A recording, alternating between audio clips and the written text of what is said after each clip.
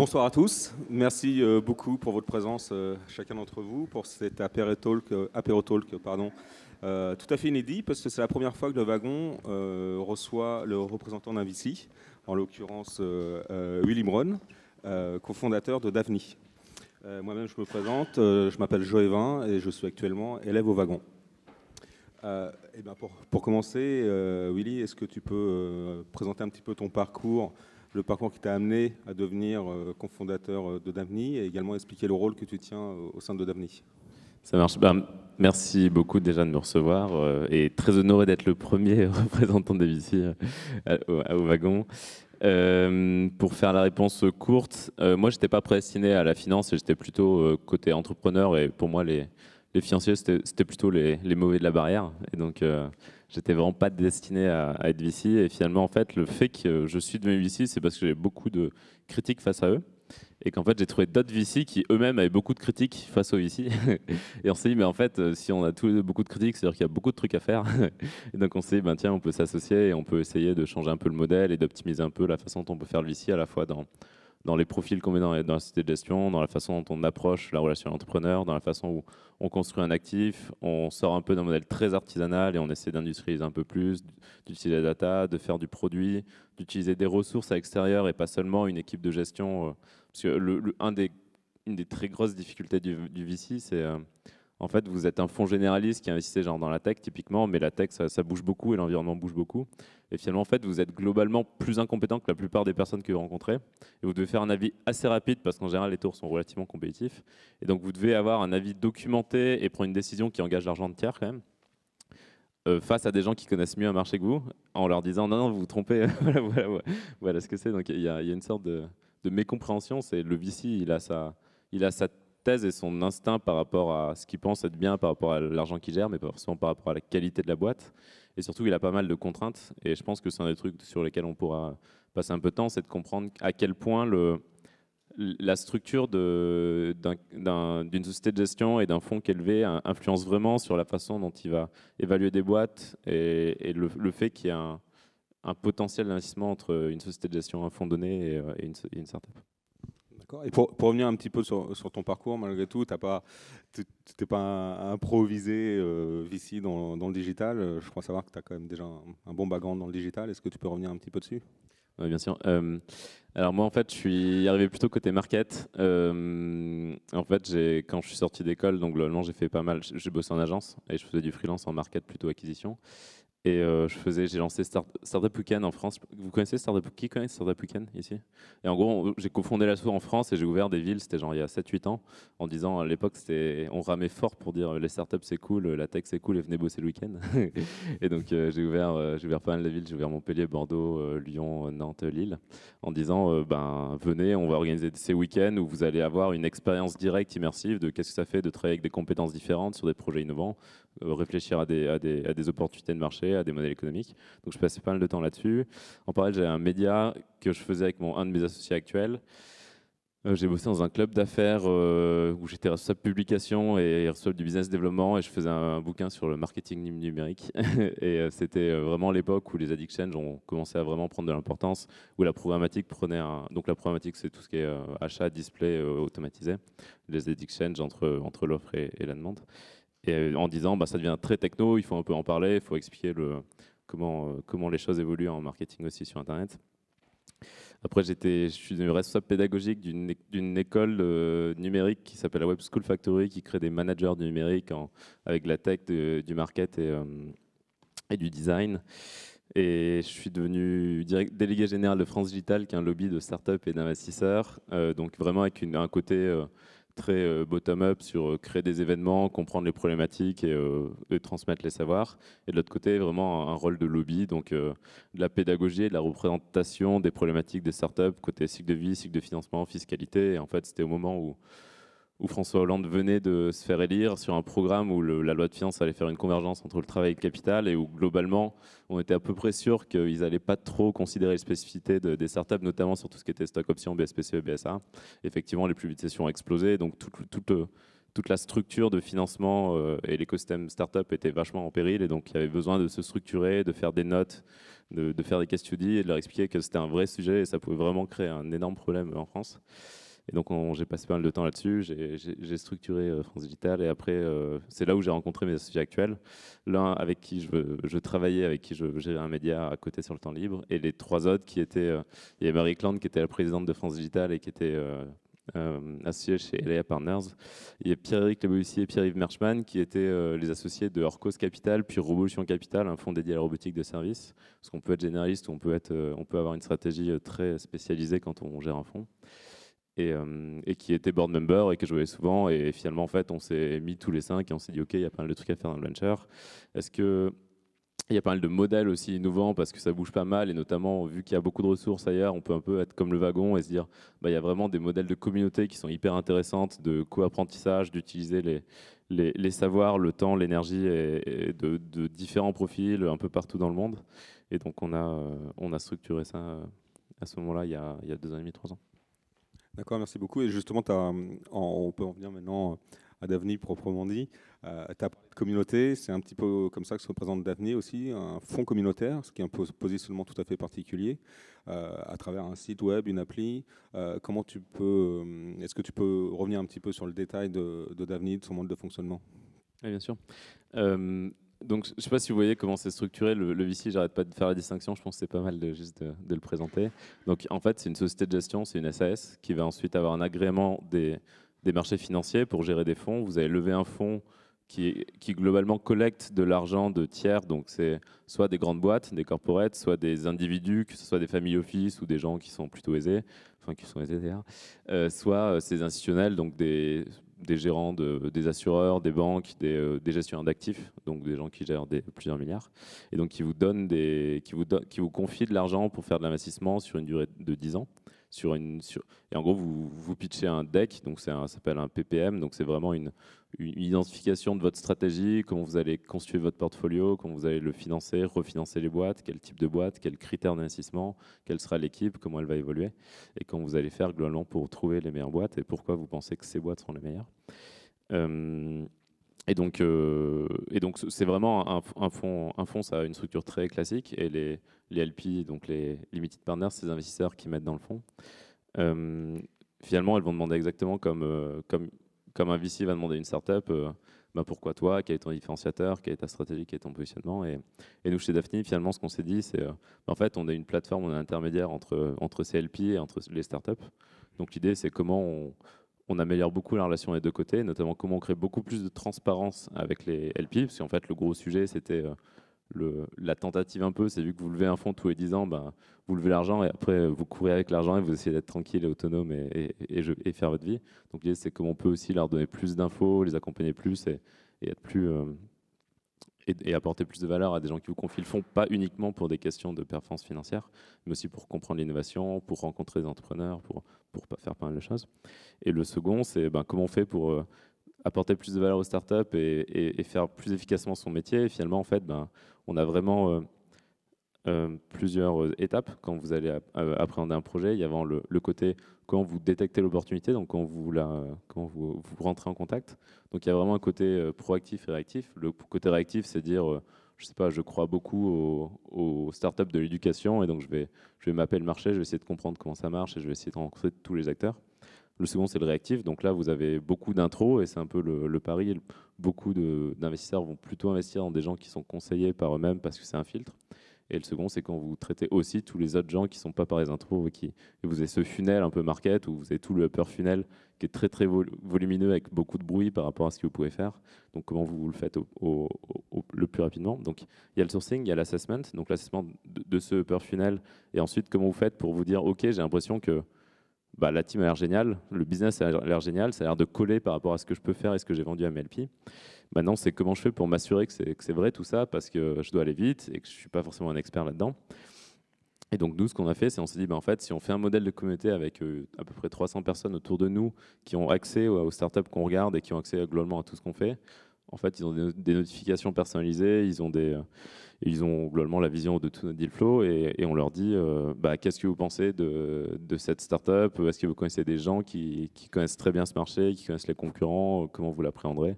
Et donc on essaie de, de collecter des avis décorrélés, parce que le gros sujet, c'est créer très rapidement un réseau d'avis qui sont représentatifs avec des perspectives vachement différentes, parce que sinon on est très vite biaisé, et si on passe par les potes des potes, en fait, ils pensent un peu tous pareil, et c'est la cata. Et comment vous faites pour pondérer les avis de chacun? Parce que vous pouvez arriver, je sais pas, vous regardez une boîte de health tech, vous demandez à un médecin si c'est un truc qui challenge l'orthodoxie, ben, il va dire c'est nul. Mais en fait, il faut se dire, ok, est-ce que je peux trouver d'autres personnes qui sont plus alternatives, ou d'autres personnes qui ne sont pas d'accord, ou d'autres personnes qui ne sont pas dans la médecine, mais qui ont une vision plus. Donc il y a vraiment tout ce travail. Donc, nous, on a cette communauté qui nous sert à faire ça, à sourcer des startups, donc nous les recommander, qui nous servent à les analyser. On leur permet aussi de co-investir pour qu'ils soient d'autant plus engagés à accompagner la startup, parce que le troisième gros point, c'est bah aussi est-ce qu'ils peuvent aider la startup une fois qu'on a investi, parce que notre métier ne s'arrête pas du tout au moment où on a investi.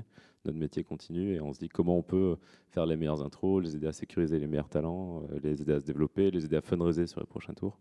Et ça fait partie du métier aussi. Et justement, comment tu définirais la relation que tu veux nouer avec les startups sur lesquelles tu investis et également avec les membres de cette communauté?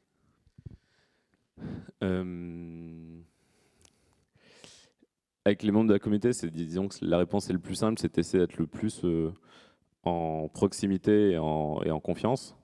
Donc ça, il n'y a pas trop d'enjeux, parce qu'il n'y a pas d'enjeu de positionnement. En vrai, la relation entre l'entrepreneur et le venture, c'est un vrai sujet, parce que en fait, ton boulot, si tu t'écartes un peu et si tu enlèves... En fait, en général, tu investis dans des boîtes, tu adores les boîtes et tu adores les fondateurs. Et tu as un vrai danger permanent. Traditionnellement, le VC, c'était un peu le mec qui avait fait qui était MBA, qui était financier, qui était plutôt donneur d'ordre en disant il considère un peu l'entrepreneur comme son salarié. Donc il y avait un gros sujet, il y a eu un rapport de force qui a changé et globalement, les gens ont compris qu'il ne fallait pas aller voir ces VC. Les VC ont compris qu'ils n'arrivaient plus à financer les entrepreneurs s'ils conservaient cette posture. Donc ça, il y a eu ça s'est vachement assaini là-dessus. Mais après, il y a l'autre risque de la balance qui va de l'autre côté en disant bah, vous êtes tellement amoureux du projet, vous adorez tellement les entrepreneurs que vous devenez leurs potes ou vous devenez un peu leurs cheerleaders. Et vous auriez pu avoir cette distance critique parce que votre boulot, finalement, c'est vraiment d'être un peu contracyclique. De dire, en fait, quand tout va très bien, vous devez un peu vous dire est-ce que vous n'êtes pas en train d'oublier un truc? Est-ce que vous avez bien checké ce truc? Parce que si tu vas à 200 km/h et que tu ne checkes pas et que tu as un virage et que tu n'avais pas anticipé, tu peux vraiment aller dans le mur. Donc, finalement, c'est pour caricaturer, jouer potentiellement le rabat-joie quand tout va bien. Et par contre, quand il va pas bien et ça va arriver, que ça va être super compliqué, c'est dire non mais attends, c'est énorme ce que vous faites, vous pouvez y arriver, je vais vous aider, je fais tout ce qui est en mon pouvoir pour réussir à vous aider, quoi. Donc la posture est vraiment là-dessus, de créer beaucoup de confiance, mais créer une proximité qui est pas trop grande pour avoir la distance suffisante d'avoir ce rôle contracyclique, je dirais. Et c'est aussi au nom de cette proximité que vous êtes installé récemment à The Family, ou c'est pour être intégré pleinement à l'écosystème startup, ou pour vous positionner comme vraiment ce type d'investisseur? Alors, nous, on a des bureaux dans le Sentier au-dessus du métro et on a des petits bureaux dans la station F. Et après, Station F, pardon, j'ai dit The Family, mais c'est Station F. Et donc, ouais, c'est aussi parce qu'on croit beaucoup au pay it forward et à give to get. Et globalement, on se dit, si on peut être utile, si on peut créer de la relation avec des startups très tôt, même plus tôt que ce que nous, on peut financer, bah après, elles reviendront nous voir et elles parleront aussi de nous. Et après, mais par contre, on est aussi investisseur et on est aussi proche de pas mal de structures, et notamment The Family, et on investit dans The Family. Ouais. Et pour en venir un petit peu à vos métiers d'investisseur proprement dit, donc tu as écrit un certain nombre de posts sur Medium pour parler de vos différents piliers d'investissement qui sont tout à fait parfaitement expliqués. Mais est-ce que tu peux revenir un petit peu sur ces piliers qui font aussi un peu votre marque de fabrique? Oui, bien sûr. C'est vrai que c'est marrant que je n'avais pas parlé avant, c'est un scandale.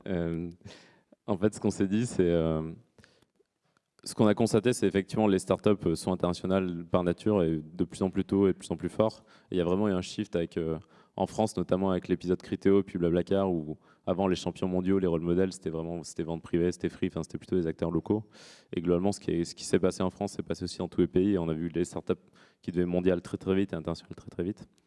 Et de l'autre côté, c'était vrai aussi pour le venture. Et nous, ce qu'on s'est dit, c'est en fait, finalement, c'est dur d'internationaliser un VC, mais nous, on pense qu'il y a une vraie logique à être européen au moins. Et donc, on s'est dit, mais si nous, on va investir en France et en Europe, quels sont les avantages à quelles sont les caractéristiques et les avantages de créer des startups et donc de financer des startups en Europe. On s'est dit, ben, en fait, on devrait un peu réfléchir là-dessus et on s'est dit, ben, en fait, il y a un ADN qui est très spécifique, qui est un mélange de culture, de tradition, de vision sociale, d'économie, de parti pris, qui font qu'on a des différences et sur certains secteurs, on va avoir des avantages face à l'Asie, face aux États-Unis. En fait, on a fait un mapping et on dit si on comparait les US et l'Europe, on dit ben, en Europe, il y a trois trucs qui caractérisent vraiment les sociétés européennes. Le premier, c'est un collectif qui est très prégnant. Et si on regarde par exemple plein de sociétés de sharing economy, même quand elles naissent pas en Europe, finalement, les usages sont les plus forts en Europe. Et c'est aussi lié à la vision qu'on a des institutions et des pouvoirs régaliens. Le second, c'est le well-being. On n'a vraiment pas forcément la même conception qu'aux US en disant on se définit par le travail, on se définit par l'argent qu'on va gagner, notre valeur, c'est l'argent qu'on va gagner. On accepte que on est plus demandeur de privacy. Enfin, faut voir les enjeux régulatory en France ou en Allemagne par rapport aux US. C'est fou, c'est vachement problématique de voir ces différences de parti pris, de posture. Et le troisième, c'est on a une ingéniosité européenne qui est un mix un peu de créativité et d'ingénierie avec, on le sait, des très bons ingénieurs, des très bons designers, ce sens du détail, ce sens du craft, qu'on retrouve dans le luxe notamment. Donc ça, c'est l'Europe et ses trois piliers. Et aux US, si on compare un peu plus, finalement, on voit qu'il y a un vrai enjeu de productivité. On fait beaucoup d'outils pour aller plus vite, pour automatiser plus, pour être meilleur dans ce qui nous définit, c'est-à-dire le travail. Justement, c'est beaucoup d'empowerment personnel, un peu tout ce qui est MeToo, Me-Economy, donc social network qui te met en avant et qui te permet de te pousser tout le temps. Et des industries, en particulier de l'entertainment, qui est vachement calqué et qui est vachement dominé par le modèle hollywoodien, en faisant des énormes productions et en essayant d'être très dominant avec un modèle unique. Et c'est le modèle Google, typiquement. Ce qui est intéressant dans Google, c'est la façon dont ils gèrent leurs produits. Ils ont une vision très monoproduit qui est pareil partout, avec très peu de déclinaison et d'adaptation aux institutions, aux cultures sociales. Et c'est pas un hasard, quoi. Et peut-être pour illustrer un petit peu tes propos, est-ce que tu peux donner quelques exemples de startups sur lesquelles vous avez déjà investi? Il y en a certaines qu'on... Ouais. On a investi en 16 startups et ces startups, alors là c'est choisir ses enfants, mais en gros on a mis dans 16 boîtes du seed pré-sérisé. Donc pré-sérisé pour nous c'est une startup quasiment pré-product mais avec un entrepreneur qui a déjà fait des startups. Et en sérisé, donc on met en moyenne un peu moins de 3 millions on va dire en ticket initial et on met entre 500K et le plus gros ça doit être 5 millions et quelques. La dernière qu'on a annoncée, c'était LESS, la nouvelle startup de Jean-Baptiste Rudel, Romain Nicoli, les cofondateurs de Criteo, qui permet de faire c'est comme Uber, mais sur des trajets, mais directement dans les voitures des gens. En fait, quand vous vous déplacez, vous dites que votre voiture est disponible et si vous êtes sur le trajet, vous pouvez rentrer. Et en fait, ce qu'ils sont constatés, c'est que l'élasticité prix était énorme. En fait, le marché augmentait beaucoup si vous diminuez le prix au kilomètre. Et tant que vous avez un chauffeur qui a besoin d'être payé, globalement, le prix est assez élevé. Donc, si vous faites du peer-to-peer, ça peut diminuer. Donc, créer ce marché. On a investi dans des sujets de santé, on a investi dans des sujets bancaires, on a investi dans des sujets... on a fait Shine, qui est une application pour permettre aux freelancers d'avoir le même confort que n'importe quel salarié. Typiquement, il gère tout ce qui est... Il vous dit qu'est-ce que vous devez déclarer aux URSSAF, vous avez un expert comptable qui fait répondre à toutes vos questions, vous envoyez directement vos factures avec un instrument de paiement, vous avez un PNL prédictif, vous avez pas mal de trucs. Donc en fait, on est pas mal... on a fait la première startup, c'était Agricool pour faire le dernier et le premier. Enfin, c'était pas le dernier, mais le dernier en date. Et donc Agricool, c'est pour cultiver des fraises dans des containers directement dans des villes. En disant que le gros problème de l'agriculture, c'est que ça fait en moyenne 7500 km de trajet, donc toute l'industrie est calée sur les contraintes de la supply chain.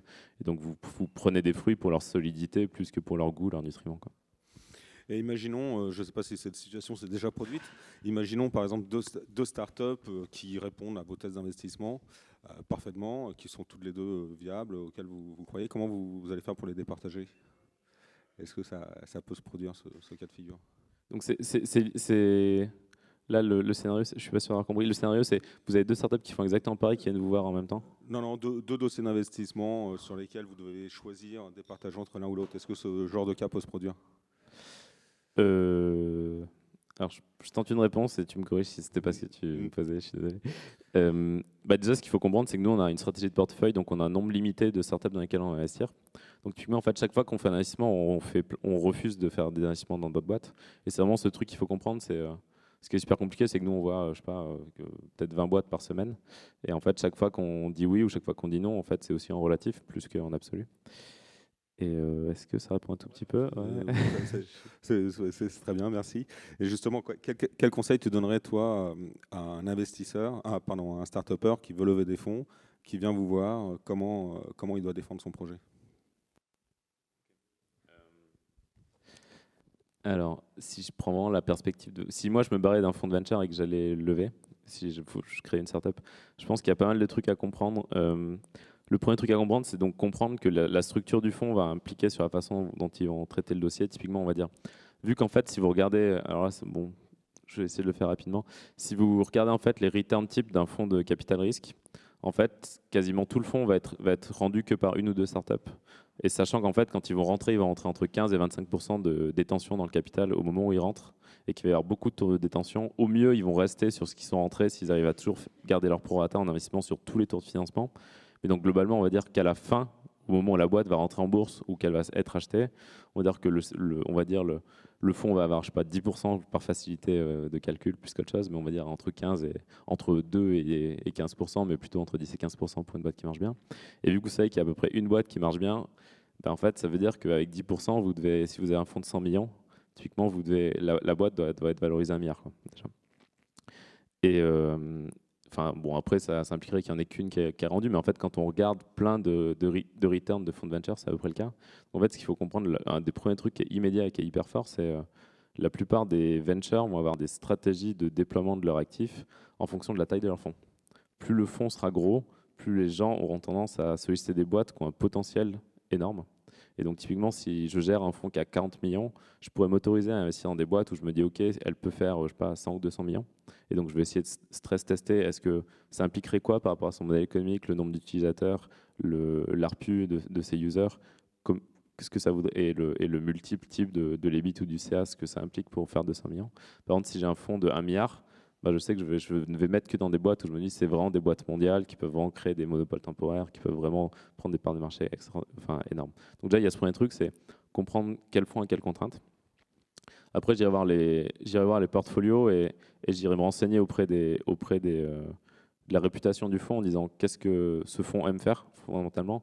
Il y a des fonds, je ne sais pas, si vous prenez un fonds allemand, vous prenez le fonds Point9, ils adorent les SaaS, le marketplace. Et globalement, si vous faites un truc très loin de tout ça, ça sert quasiment à rien d'aller les voir. Donc, il y a des fonds qui sont très B2B, d'autres très B2C. Donc, il faut comprendre qu'il y a ça.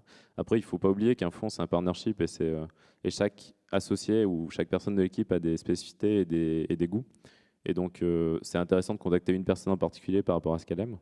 Donc ça, le mieux pour se renseigner, c'est juste demander à des gens, enfin moi, typiquement, si vous me demandez ce que vous faites et qui sont les VC et qui vous conviendront, la plupart, et d'autres VC que moi vous feront la même réponse, ils vous diront, bah, tu devrais parler à lui, parce que je sais que c'est des sujets qu'il aime bien. Donc n'hésitez pas à en parler rapidement au VC. Ensuite, il faut bien séquencer sa levée de fonds. En fait, il y a vraiment deux temps vraiment très importants à lever de fonds. Le premier, c'est le moment où vous n'avez pas besoin d'argent. Et donc, c'est là où il faut commencer à aller voir les VC.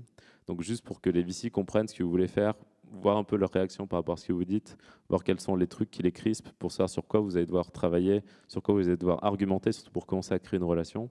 Et aussi, l'avantage pour le VC de faire ça, c'est qu'en fait, lui, il va pouvoir faire deux photos et il va pouvoir voir la rapidité à laquelle vous allez entre deux points. Et donc, ça va vachement l'aider à avoir la capacité d'exécution, à voir comment ça évolue, et pas juste arriver à un moment où on dit oui, non, mais il ne connaît pas trop l'équipe, il ne sait pas comment ça va. Enfin, donc, il y a cet avantage pour le VC. Et ensuite, en tant qu'entrepreneur, donc vous avez fait ce travail de commencer à tisser des relations avec différents VC et de voir comment ils réagissent à ce que vous faites. Vous dites OK, il y en a pas mal qui semblent intéressés, qui me disent que c'est génial de continuer, de revenir les voir. Vous faites quelques updates par moment, entre le moment. Et après, ce qu'il faut vraiment comprendre, c'est au moment où vous allez avoir besoin d'argent et que vous structurez votre tour. Par contre, il faut vraiment mettre les VC en compétition. Il faut vraiment créer un momentum. Donc l'idée, c'est de dire, quand vous allez lancer votre fonds, vous avez déjà préparé la plupart des documentations et des trucs que les gens vont vous demander. Donc, si vous allez travailler sur vos cohortes, vous allez avoir des BP, vous allez avoir des... Ça ne veut pas dire que vous allez envoyer tout au début. Vous allez plutôt envoyer un teaser rapide, un petit update, un mail juste pour faire avec un deck très simple pour le premier meeting. Et après, les gens vont vous demander de rentrer dans le détail. Et là, typiquement, si vous n'avez rien préparé, en fait, vous allez commencer à mettre du temps et les VC, vu qu'ils voient plein de boîtes, ils vont commencer à moins passer du temps sur vous, même s'ils sont excités. Donc, c'est vachement bien de tout préparer. Et ensuite, la façon d'amorcer les discussions, l'idéal, c'est vraiment de pas donner toutes les bonnes nouvelles tout de suite, parce que la levée de fonds, en gros, elle va durer entre, si c'est la folie ce que vous êtes en train de créer, entre 2 semaines et plutôt 6-8 semaines. Et en fait, c'est vraiment bien pour continuer à garder l'excitation et ce sentiment de compétition. Dire, ouais, one more thing, je viens de signer un truc, je viens de release un truc, on avance sur un truc. Et il y a ce sentiment, quand vous êtes vicié, que vous n'avez pas toutes les cartes et qu'il y a un entrepreneur qui a l'air d'avoir fait des trucs fous, qui ont l'air vraiment bien, qui dit, je suis en train de discuter avec plein de trucs. Et le mec a l'air de faire des trucs fous. Et une semaine après, il vous dit qu'il y a un truc fou qui vient d'annoncer. Et une semaine après, il vous dit vous dites, mais cette team, elle est juste énorme, il faut juste que je sois dedans. Et il y a ce truc assez psychologique de gérer l'émotion, la compétition et ce fear of missing out qui est assez important à mettre en place. Et une fois que la levée a eu lieu, que les relations sont établies, qu'est-ce que tu conseillerais à un entrepreneur? Quel type de relation il doit entretenir avec son VC? Alors, je vais me contredire en disant ça. En fait, un des trucs que je n'ai pas mentionné, c'est, je pense qu'il y a un truc que certains entrepreneurs, notamment expérimentés, font très bien, c'est qu'ils comprennent que ils sont transparents sur le fait qu'en tant qu'entrepreneur, vous pouvez avoir une vision et vous êtes assez confiant que vous allez réussir à faire des trucs, mais que vous avez aussi des zones de fragilité et d'incertitude. Et c'est bien de communiquer là-dessus. Et en fait, c'est vachement rassurant pour un VC de se dire, OK, il a conscience qu'il y a des trucs qu'il ne sait pas, il a conscience qu'il y a des trucs qui ne vont pas bien. Et c'est intéressant de se dire, OK, le mec me communique, donc je n'ai pas besoin de me creuser la tête pour imaginer tout ce qui ne va pas aller bien, parce qu'il m'aide aussi ça. En fait, psychologiquement, ça l'incite à ne pas passer trop de temps là-dessus, donc c'est plutôt bien pour vous de dire ce qui ne va pas aussi de manière authentique. Ça construit la relation et ça peut en fait être pas mal pour vous. Et le second, c'est après avoir fait la levée, c'est quand même sortir les cadavres du placard parce que vous avez beau être complètement en confiance, il y a toujours un petit truc qui n'était pas aussi bien que ce que vous avez pitché et que là, par exemple, vous êtes dans le même bateau et là, il faut remettre les choses à plat en disant, OK, parce que je vous ai dit, tout va bien sauf ce petit truc, OK, il y a peut-être 2 autres petits trucs qui ne marchent pas complètement super bien et ce serait bien de se dire, OK, comment on fait pour travailler le mieux ensemble, pour me remettre ça à plat et voilà sur quoi j'avais besoin de vous et voilà comment vous pouvez m'aider, quoi. Et tout à l'heure, tu as dit que dans les VC, chacun avait un petit peu sa spécialité ou son domaine de prédilection. En ce qui me concerne, ce serait lequel? Moi ouais. Alors en fait, il y a des goûts un peu sur la durée. Après, il y a des moments conjoncturels. Genre, typiquement, on va dire, moi, il y a un truc que, globalement, la grosse picture, moi, ce que j'aime vraiment bien, c'est les trucs qui sont pas orthodoxes pour du VC. Donc, typiquement, moi, j'ai plutôt tendance à pas trop aimer ce qui est très SaaS, ce qui est très marketplace and co. J'aime bien me dire, OK, le mec essaie de faire un truc qui, je sais pas, genre, typiquement, il essaie de faire un truc avec genre WeWork, avec des bâtiments. Théoriquement, ça se fait pas en venture. Comment on réfléchit à ça? Est-ce que ça marche? Donc ça, on va dire, c'est la réponse floue. Et la réponse moins floue, c'est en ce moment, je regarde beaucoup de trucs sur la santé, sur la biologie synthétique. Et je regarde pas mal de trucs sur les HR Tech en ce moment, mais on va dire le gros truc du long, c'est la health. Je regarde beaucoup la health. Et entre vous, au sein d'Odavni, vous vous challengez mutuellement, vous passez des dossiers ou vous pointez du doigt un thème? Ouais, chez Daphne, c'est la guerre totale parce que en fait, on a vraiment des parcours et des perspectives super différentes. Et on a vraiment designé l'équipe comme ça en disant, il y a des gens qui ont fait que de la banque d'affaires, il y a des gens qui ont fait beaucoup de hardware, des gens qui ont fait beaucoup de software, des gens qui ont fait de la tech, des gens qui aiment vraiment les projets très très early, des gens qui aiment bien les projets un tout petit peu moins early. Et donc, on a rarement de consensus sur les boîtes. Et donc, c'est intéressant de bosser aussi sur les process de décision. Mais ouais, on se challenge beaucoup, on est rarement d'accord et on se rend compte que ça a beaucoup d'avantages. Même si ça a aussi pas mal d'inconvénients des fois. Et en termes d'avantages ou d'inconvénients, il y a une actualité récemment autour de Daphne, puisque Marie Ekelan, l'une de tes cofondatrices, a été nommée à la tête à la présidence du Conseil national du numérique. Est-ce que ça a changé quelque chose pour Daphne ou comment vous vivez ça? Alors, ce n'est pas officiel. Il n'y a pas de décret, donc c'est pas officiel, donc ça n'a rien changé pour l'instant. Mais ce sera, de toute façon, son engagement, il se fait. Elle reste impliquée, elle reste investisseur. Son job majoritaire principal, ça reste l'investissement. Mais après, elle aura aussi cet engagement à côté, si ça se confirme. Parfait. Donc, je pense qu'on a fait, en ce qui me concerne, un peu le tour des questions. Donc, la parole est à la salle. Est-ce qu'il y a des questions à la salle? Tiens. Bonsoir. Donc, en tant qu'investisseur VC, est-ce qu'il y a des gros trends que tu vois en termes de dossiers qui arrivent, en termes de secteur? Et la deuxième question, c'est quelles sont tes convictions justement sur des secteurs, des trucs où tu penses que vraiment il y a quelque chose qui se passe. Et ensuite, est-ce qu'il y a des trucs quand tu vois le dossier arriver, tu te dis voilà, ça c'est rédhibitoire, c'est juste non. Voilà. Alors, est-ce qu'on a des trends? Ouais, et c'est un truc que je m'explique pas forcément, mais on voit beaucoup de trends et on voit beaucoup de startups d'un coup qui apparaissent sur un sujet, même qui peut être peu anticipable. Donc, je n'ai pas de théorie sur comment arrive la diffusion des idées et la convergence vers des mêmes idées, mais en tout cas, c'est vrai qu'on arrive et pendant un mois, on voit plein de trucs sur le job temporaire, sur la plateforme de freelancing, sur le transport de fret national, puis sur le transport de fret international, puis sur des robots qui font de la food, puis sur des livraisons de food. Je ne sais pas pourquoi, mais en tout cas, on voit beaucoup de trends, effectivement. C'est d'autant plus important que c'est d'autant plus notable que nous, on est très actifs au Royaume-Uni, chez Nordics, en Allemagne, enfin dans beaucoup de pays européens, et donc on appelle aussi beaucoup de confrères en leur disant qu'est-ce que vous voyez en ce moment, et en fait ce qu'on voit en France est encore plus fort dans les différents pays. En fait, on se rend compte que quand on pensait qu'il y avait 4-5 acteurs et qu'on en trouve 2-3 aux US et 1 ou 2 en Europe, en fait il y en a 4 ou 5 par pays. On se dit ah ouais, en fait il y a 20 teams et dont 6 teams qui sont extraordinaires, qui sont en train de bosser sur un truc en ce moment. Donc ouais, il y a beaucoup de trends et ça change assez vite en fait. En fait, bon après t'as des trucs, vraiment de durée un peu à la Gartner style en mode ouais il y a de la VR, il y a de l'IA appliquée à plein de problématiques, il y a il y a du Bitcoin et maintenant il y a de la blockchain appliquée à plein de problématiques. Donc ouais, il y a des trends un peu longues sur des nouvelles technos qui peuvent être appliquées à beaucoup d'industries, beaucoup d'use cases. Ça ouais, on le voit. Après il y a des trends effectivement sur vraiment un, un, un emplacement précis sur une chaîne de marché à un moment, et il y a plein de startups qui le font, et ça, je ne sais pas pourquoi ça arrive. Donc ça, c'est la première partie de la réponse. Ça répond à peu près à ça, ou tu voulais être très très concret sur les exemples? Ouais, non. Et en fait, ce que j'aimerais savoir, c'était si tu as des convictions, des trucs où tu te dis il faut absolument que je sois là-dedans parce que c'est le next big thing, quoi. Ouais, et ben, alors ça, c'est très personnel à moi. C'est un peu vrai pour Daphne, mais c'est particulièrement vrai pour moi au sein de Daphne. Moi, je crois aux trucs qui concernent la vie de tout le monde.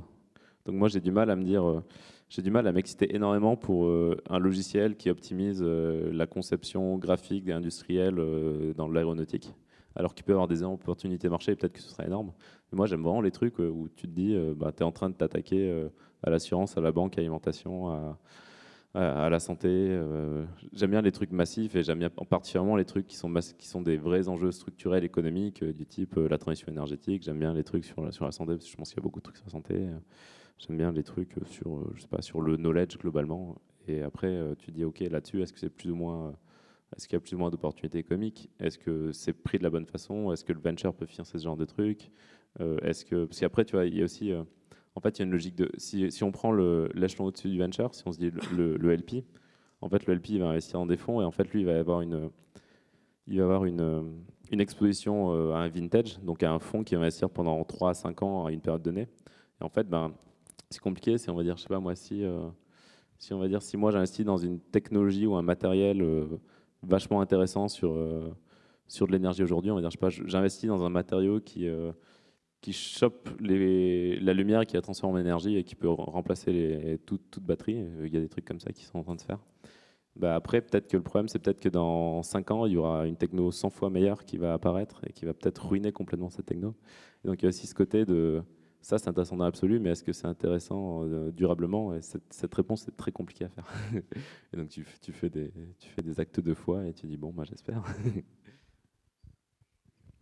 Et sur les dossiers que tu reçois, des noms catégoriques? Non. Alors après, c'est pareil, tu as aussi des styles un peu, je pense, dans la façon de faire le venture. Et ces styles dépendent de la personne, dépendent du fond, dépendent de la maturité.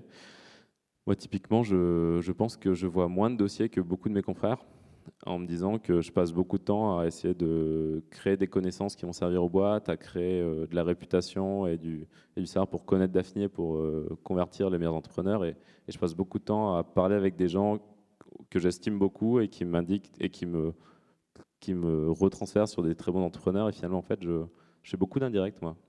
Et donc, je vois beaucoup de belles boîtes grâce à des gens talentueux qui m'éclairent et qui ont plein de potes et qui voient plein de boîtes. Donc, Voilà. Ok, nouvelle question, très simple. On est un entrepreneur, on a envie de se mettre en contact avec un VC, par exemple Daphne. C'est quoi le canal standard qui est en contact? Et puis au sein de Daphne, vous avez tous des expertises différentes, des convictions différentes. Comment on sait qu'on va tomber sur la bonne personne, entre guillemets? Alors chez Daphne, en fait, la pratique chez Daphne est contraire à la pratique dans tout le reste du marché, qui est, nous, on a vraiment fait notre propre SI, et en fait, on regarde vraiment toutes les boîtes qui candidatent sur le grand bouton apply sur notre site, et même les entrepreneurs qui sont intermédiaires, qui sont expérimentés, on leur redemande de passer par là parce que c'est vraiment notre outil. Donc pour le coup, si vous candidatez sur l'outil, on va vraiment regarder. Après, c'est toujours intéressant d'avoir une intro si vous trouvez des gens qu'on connaît qui sont dans la communauté, qui nous disent cette boîte est vraiment bien, parce qu'on va vraiment être sûr de regarder vraiment en détail et de pas louper un truc, parce qu'on regarde tous les dossiers, mais quand vous regardez beaucoup de dossiers, des fois vous allez parfois trop vite et vous pouvez vous tromper. Donc je dirais Apply, c'est bien, c'est trouver des gens de la communauté, et nous on a avant tous les gens de la communauté qui sont affichés. Et après, c'est trouver, on m'envoie un mail, enfin nous c'est facile, c'est prénom@daphne.com. Et après, il y a des gens qui sont catastrophiques comme moi et Marie, qui avons une gestion d'email pas très bonne. Et il y a des gens qui ont des très bonnes gestions d'email, comme Mathieu, Pierrick et Pierre.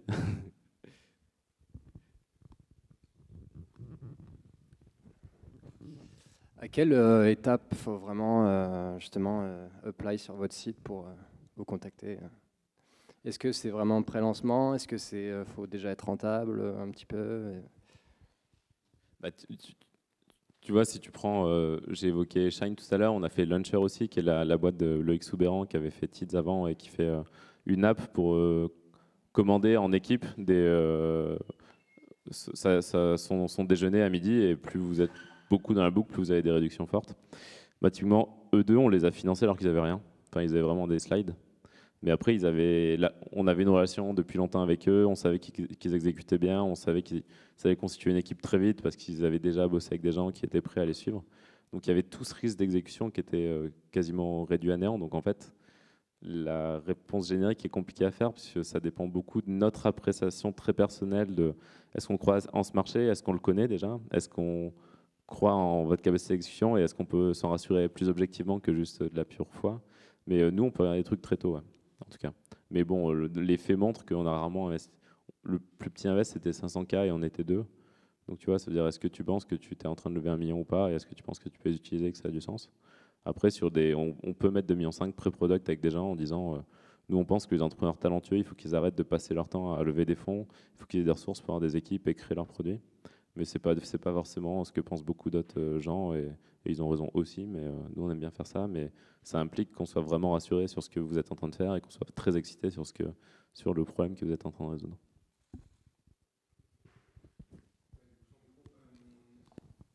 Merci beaucoup. Juste deux questions du coup. En général, vous investissez plutôt sur des projets B2B ou B2C? Enfin, ça c'est la première question. Et deuxième, est-ce que vous faites aussi du sourcing de start-up? Je sais que la plupart des fonds, ils reçoivent des dossiers. Enfin, vous dites que vous êtes un peu différent. Est-ce que vous allez directement chercher ces nouvelles boîtes pour changer un peu le secteur, quoi? Ça roule. En fait, ma réponse instantanée serait on fait plutôt du B2C ou du B2B sur du B2 Pro en gros, enfin, drivé par le market plus que par des sales. Après, il faudrait que je vérifie si c'est vrai, si je regarde vraiment le portefeuille, mais bon, globalement, je pense que spontanément, c'est un peu ce qui me vient à l'esprit et c'est ce qu'on aime bien faire. Mais on a quand même on a un peu de B2B, mais bon, en se disant toujours que le market peut changer la donne. Et sur le deuxième côté, il faut comprendre que la contrainte des ventures, c'est que globalement les équipes sont petites et qu'ils ont beaucoup de to-do à faire, et notamment ils ont beaucoup aussi de to-do en back-office, en relation LP, en pas mal de trucs qu'on ne voit pas quand on n'est pas venture et qui ne sont pas forcément les trucs les plus excitants. Et donc pour répondre à ta question, ouais, on fait du sourcing, et après il y a plein de façons de faire du sourcing. Après il y a le sourcing, nous on fait par exemple, on dit j'identifie moi ce que je pense être une opportunité de marché, je vais constituer un réseau pour essayer qu'il m'explique, et je vais me dire ok, là-dessus sur ce truc précis je vais aller voir plein de startups le plus possible. Donc ça on le fait, et on le fait de plus en plus. Et après il y a le côté aussi, il faut accepter que ce métier est stochastique et qu'on ne maîtrise pas quels sont les bons entrepreneurs qui travaillent sur quoi. Et des fois, on a la conviction qu'on a une opportunité de marché qui est géniale, mais on ne trouve pas d'équipes qui sont extraordinaires, qui le font tel que nous, auxquels on croit. Et d'autres fois, on fait juste du networking avec des gens dont on pense talentueux parce que parce qu'ils vont peut-être lancer un truc ou qu'ils vont avoir des potes qui vont faire un truc et on sait pas forcément, on sait pas ce que ce sera, mais c'est aussi une façon de faire du sourcing en fait. Est-ce qu'il y a des boîtes que vous auriez aimé voir émerger?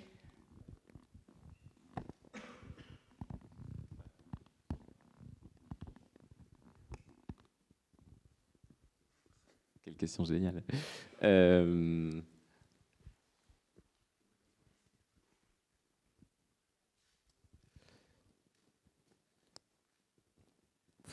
En fait, il y a plein d'industries où j'aimerais bien que ça aille plus vite. Enfin, typiquement, les industries que j'ai citées sur l'énergie, sur la production agricole, même sur le finesse. Enfin, il y a plein de trucs où je me suis dit, soit c'est bizarre que le monde soit encore aussi archaïque là-dessus, ou soit je me dis l'impact peut être tellement incroyable que ce serait vraiment bien que ça arrive ou que ça arrive plus vite. Et des fois, je me dis c'est juste archaïque, et même si c'est pas forcément for the better, for good, tu dis c'est juste bizarre que ça soit encore. Enfin, genre, si je prends juste l'exemple du finesse, juste pour bâcher, moi, je suis quand même toujours super interloqué quand je vais dans une salle de gym de me dire qu'aujourd'hui, en termes stratégiques, on est encore à juste faire du low cost et de redéfinir un marché juste en faisant du low cost. Et puis, c'est fou qu'on soit là. Très peu de gens leverage la data, on personnalise pas trop. Il y a quelques trucs communautaires, il y a quelques trucs de médias, il y a quelques trucs de plateformes de matchmaking, mais on est encore loin de ce qu'on pourrait faire dans l'innovation. Donc ça, c'est un petit exemple. Mais après, bon, sur la santé, je voudrais qu'il y ait beaucoup de trucs qui se fassent, mais parce qu'on veut faire tellement de trucs et on est tellement proche de soigner beaucoup de maladies, de détecter beaucoup de maladies, de comprendre la toxicité, de comprendre l'efficacité médicamenteuse, de designer des nouvelles molécules. Enfin, il y a beaucoup de trucs qui se font et qui devraient se faire plus vite pour moi. Vous avez sorti un article sur Medium qui expliquait qu'en gros, il y avait une statistique. J'ai peur. Il y avait une statistique en fait, l'entrepreneur moyen qui montait une licorne avait 30 ans, je crois, qui faisait une innovation de distribution, pas de service ni de technologique, mais donc Spotify qui réinvente la distribution de la musique. Est-ce que c'est quelque chose auquel vous faites vraiment attention? Parce que vous faites un métier de chiffres, mais vous misez sur des humains. Est-ce que, par exemple, c'était déjà arrivé de te dire, j'y crois pas trop, mais le mec rentre dans les stats, il a déjà planté 4 boîtes, il a 30 ans, son innovation, elle me semble, de distribution. Est-ce que c'est vraiment quelque chose auquel vous faites attention? En fait, alors je vais répondre en détourné. En fait, il y a un truc qui est passionnant, c'est moi j'adore toute la littérature sur le decision making et sur la capacité de prédire des choses, parce que finalement c'est un peu ce qu'on essaie de faire malgré tout. Et il y a Kahneman et Tversky, et notamment qu'on bosse avec Gary Klein, donc qui sont 3 grands chercheurs sur du behavioral science, economics, et ils disent qu'est-ce qui fait qu'on arrive à prendre des décisions qui sont bonnes plus ou moins par l'intuition, plus ou moins par la data. Et en fait, donc c'était la guerre entre Klein qui disait l'intuition marche super bien et Kahneman qui disait non, on a plein de biais et ça marche pas dès qu'on se contrôle pas. En fait, on fait plein de conneries et on n'arrête pas d'en faire tout le temps. Et regardez, je vous montre plein d'expériences pour vous montrer que c'est le cas. Et en fait, les deux avaient raison. Et en fait, ce qu'ils ont dit, c'est en fait dans quel cas c'est vrai, dans quel cas c'est pas vrai. Et ils ont essayé de caractériser cette situation et cet environnement. En fait, ils se sont mis d'accord sur un sujet. Ils ont dit en fait, l'intuition, ça marche pour les pompiers, ça marche pour les militaires, ça marche pour beaucoup de trucs d'urgence. Et en fait, particulièrement, ça marche dans des environnements qui vont décrire comme des environnements à haute stabilité. Et en fait, ils vont le déterminer par 2 critères. Le premier, c'est est-ce que les chaînes causales sont assez stables, c'est-à-dire et sont compréhensibles. Donc, est-ce que le fait que ça se produit, ça va produire ça, puis ça va produire ça, et c'est chaque fois le cas. Et le second, c'est est-ce que la boucle de rétroaction est suffisamment courte pour apprendre rapidement sur la chose. Et en fait, ce qui est assez marrant, c'est que, et je l'évoquais tout à l'heure, le VC, en fait, les environnements changent beaucoup. Donc en fait, typiquement, on pourrait se dire que c'est plutôt pas un environnement stable, c'est plutôt en fait, on dit beaucoup c'est du pattern recognition, mais en fait, il y a toute une partie où, vu que l'environnement change tout le temps et que les boucles de rétroaction sont super longues, bah en fait, le pattern recognition et l'intuition, ça marche pas très bien là-dessus. Par contre, le pattern recognition, là où il peut bien marcher, c'est sur les équipes, parce que là, par contre, la feedback loop, elle est courte, et là, pour le coup, on peut commencer à avoir émerger des patterns beaucoup plus fins. Et en fait, moi, je pense que l'expérience marche de mieux en mieux avec les équipes, et c'est plus facile de parler aussi sur les équipes là-dessus, parce qu'on peut moins se tromper. Donc sur les environnements, en fait, ça bouge beaucoup et c'est dur d'être stable. Et il y a toujours un truc qui est marrant, c'est de dire, vous savez que vous êtes dans un truc plus ou moins drivé par la chance si vous pouvez faire exprès de perdre. Et typiquement, vous dites, si vous jouez au loto, vous pouvez gagner malgré vous. Si vous jouez sur les marchés financiers, vous pouvez gagner malgré vous. Et donc typiquement, c'est un truc où la chance joue beaucoup, beaucoup. Et moi, je me suis posé un peu la question sur du venture. Je me suis dit, est-ce que je peux perdre? Et je pense que je peux réussir à perdre si vraiment je me dis que les entrepreneurs sont vraiment pas bons, et je peux réussir à perdre. Par contre, sur un marché, quand vous voyez à quel point il y a des succès qui ont fait des pivots énormes, et notamment Criteo, En fait, je pense que la pure approche très stratégique, très voilà le marché, quelle opportunité, je pense qu'on peut gagner malgré soi ou on peut perdre malgré soi, quoi. Donc typiquement, je ne suis pas trop drivé par les statistiques des succès à plus de 200 millions entre 1990 et 2006.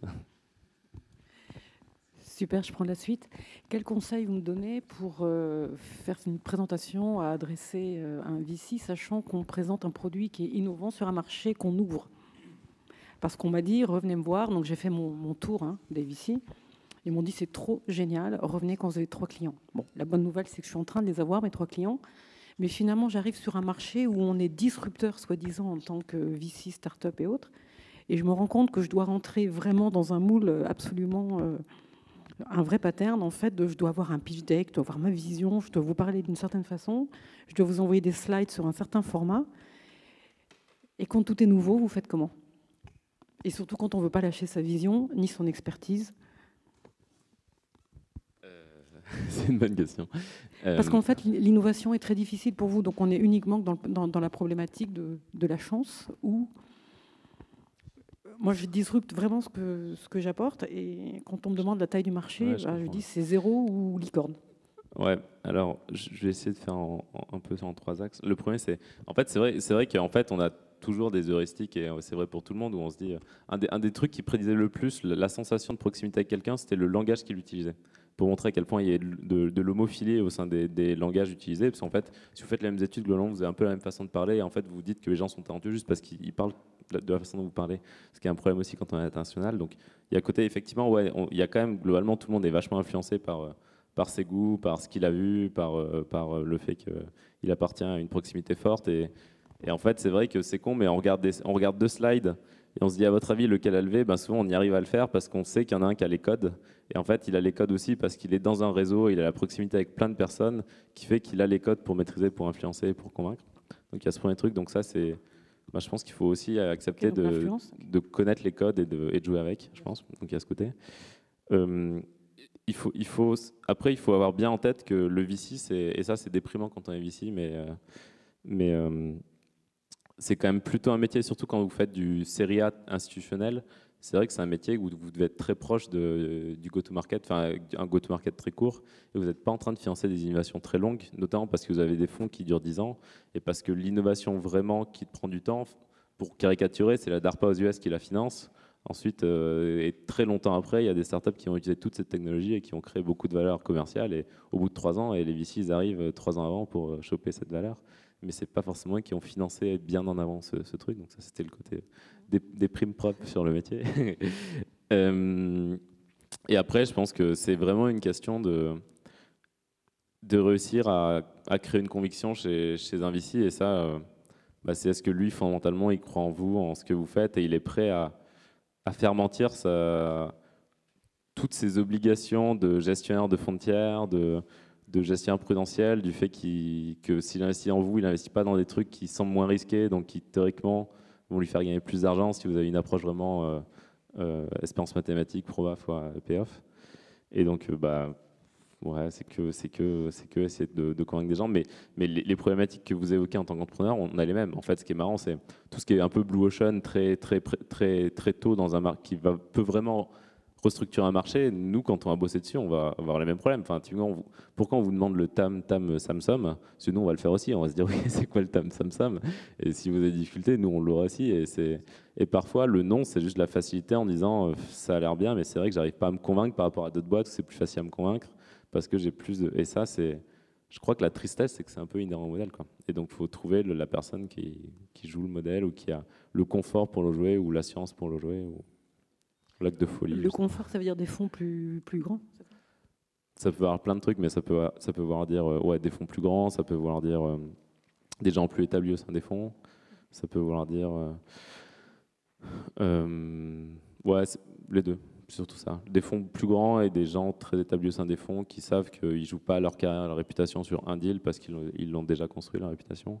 Et aussi qui peuvent investir avec plein de potes pour mitiger le risque, je pense. Tu vois. Enfin, je pense que c'est un peu ça va être dur, je pense, de prendre un loup solitaire qui a un tout petit fonds et qui va risquer tout son fonds là-dessus. Ok, merci. Dernière question. Bonsoir. Alors, tu parlais au début du fait que les startups en fait, devaient mettre en concurrence les fonds. Donc, ma première question, c'est est-ce que ça vous arrive d'être mis en concurrence? Et le cas échéant, non. Tout le temps, si, quasiment tout le temps. Ouais. Ok, et le cas échéant, en fait, si votre étiquette... Super sain. Hein. Et c'est super sain. Enfin, nous, si on n'est pas en concurrence, qu'est-ce qui se passe? Enfin, c'est louche, quoi. Alors, c'est juste parce qu'on est les meilleurs amis du monde avec l'entrepreneur et qui sait qu'on va mettre, parce qu'il nous en a déjà parlé depuis longtemps et qu'on dit que c'est génial et que s'il faisait ça, on le mettrait. Mais on est tout le temps en concurrence, même si on est mis en petite concurrence parce qu'il n'y a que 2 ou 3 fonds, mais on est tout le temps en concurrence. Ouais. D'accord, ok. Et donc dans ce cas-là, est-ce que le côté entrepreneur, investisseur vous aide avec l'image un peu jeune que vous donnez, ou au contraire, est-ce que ça peut vous jouer un tour dans le sens où vous n'avez pas eu forcément d'expérience en boîte, en banque, en fonds, et que vous êtes peut-être, mais je dis bien peut-être, moins à même de les encadrer dans leur développement d'un point de vue plus technique et plus expérimental derrière? Ouais, alors déjà, pour répondre par facilité, mes associés, ça fait 15 ans qu'ils sont ici, donc ils ont un peu plus d'expérience que moi. Après, je crois qu'on a perdu une fois un deal. Sur les 16 deals, on a toujours été lead, on a toujours gagné, on a toujours été en concurrence. Mais une fois, on l'a perdu, et c'était parce qu'il y avait un bundle entre un fonds américain et un fonds français. Et les pratiques du marché font que si vous êtes positionné avec un fonds international, vous n'avez pas changé l'équipe, même si vous voulez. Donc, typiquement, c'était plié, quoi. Et après, il faut bien comprendre que le métier du board member, il faut comprendre c'est pas un métier forcément d'expertise technique, c'est vraiment un métier de créer une relation. C'est un peu ce que j'ai créé sur le contrat cyclique. Enfin, finalement, si vous attendez pas à ce que le VC vous aide sur la mise en place technique, il peut vous aider sur la connexion avec des gens qui vont vous aider sur la mise en place technique, grâce à son réseau, grâce à plein de trucs. Et par contre, l'expérience peut lui donner des meilleurs conseils de réflexivité sur vous-même, sur votre boîte, sur quand vous accélérez. Il peut avoir un meilleur carnet d'adresse, il peut rassurer avoir un carnet d'adresse avec des corporates, avec des talents, avec des fonds. Mais je pense que moi, typiquement, si j'étais entrepreneur et que je vais avec des fonds, parce que faut pas... Enfin, alors, bon, s'enregistrer, c'est pas grave, on est des fous. Moi, je trouve que le métier financier, en particulier le métier de capital risque, c'est quand même un métier très drivé par la finance est très drivée par le marketing, et il y a un vrai enjeu de créer des histoires de financement où, en fait, aux États-Unis, ce qu'on voit et ce qui est assez incroyable quand vous regardez les très grands succès, c'est quasiment toujours les mêmes fonds qui sont là. Et en fait, vous avez des fonds early stage, je sais pas moi, vous avez Chris Sacca qui est Business Angel, qui va le filer à Benchmark en early stage, qui va le filer à Sequoia et à Andreessen Horowitz, qui vont le filer ensuite à Tiger et Fidelity, qui vont le mettre en bourse et c'est plié. Et en fait, vous avez aussi un énorme truc à côté de les gens créent une bonne relation de confiance et vous savez qu'ils vont vous aider quand ça va bien et qu'ils vont vous être utiles quand ça va bien et quand ça va mal, qui vont vous aider opérationnellement à vous débloquer, à vous connecter par rapport à ce que vous avez besoin, mais aussi surtout à lever des fonds et à convaincre des gens que vous êtes... parce que dans 18 mois, vous repartez en levée de fonds et les fonds avec qui vous levez, c'est des signaux et c'est des gens qui vont vous aider à lever des fonds. Et donc, typiquement, le fait d'être... moi, je crois beaucoup au fait de créer une marque et d'être sexy en tant que fonds, parce que je sais que ça aide les boîtes, beaucoup.